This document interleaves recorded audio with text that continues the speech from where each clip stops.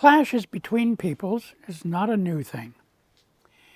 But when there is an imbalance in power or capacity to do damage, then one will try to overcome the other.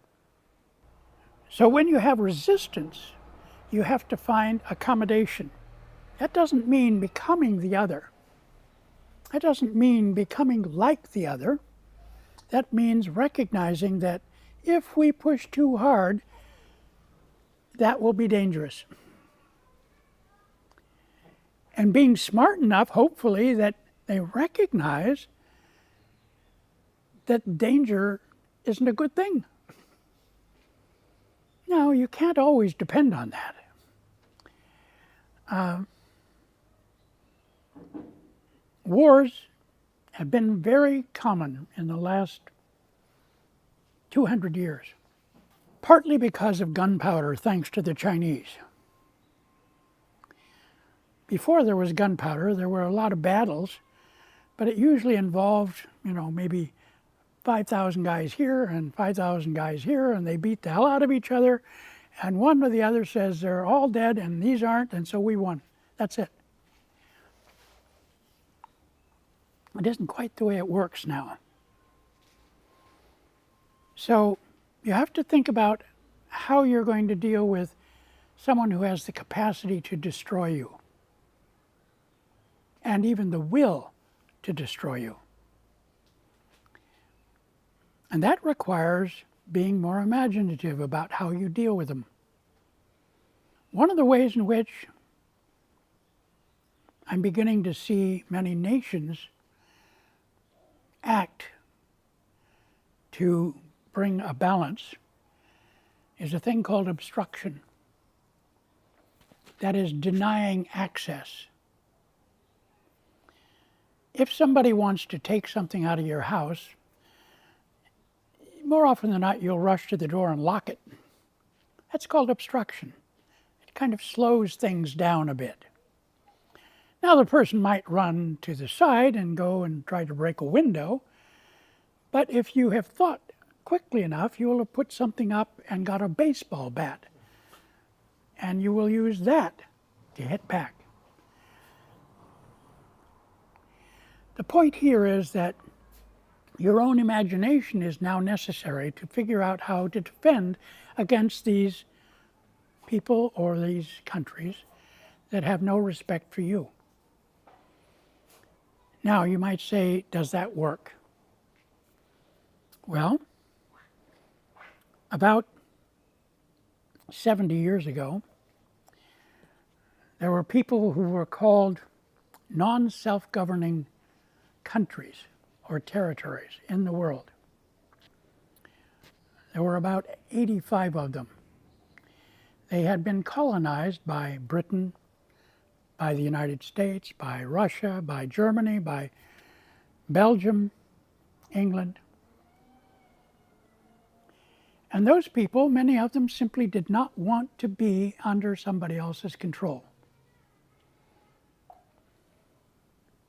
And many of them just made it damn difficult for the colonizing power to control these people.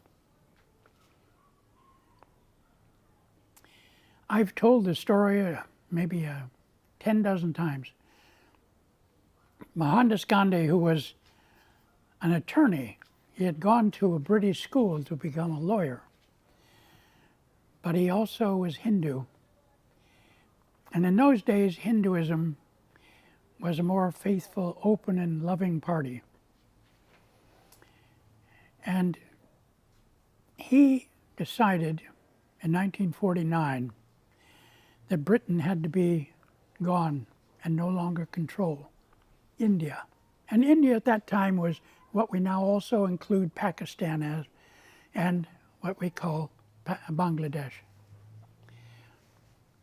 And Britain's main interest in India, weirdly, was salt. Salt beds. And they would dig up this salt and they'd take it and sell it to places all over the world.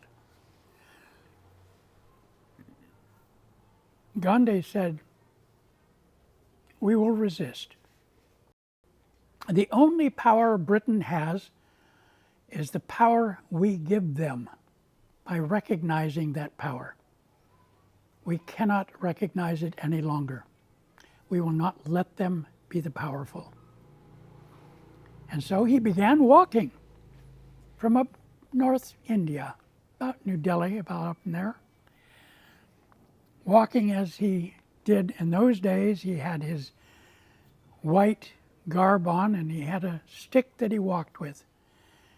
And he started walking south. And one by one, people would come up to him and say, "Hey, we know who you are. Where are you going?" "I'm walking south," he said. And one by one, they began to follow him. And there were 10 people, then there were 100 people, then there were 1,000 people, and then there were 10,000 people following him day by day as he walked south.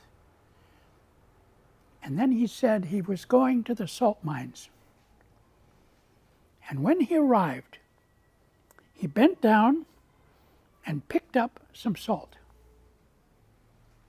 That was the day that Britain lost India.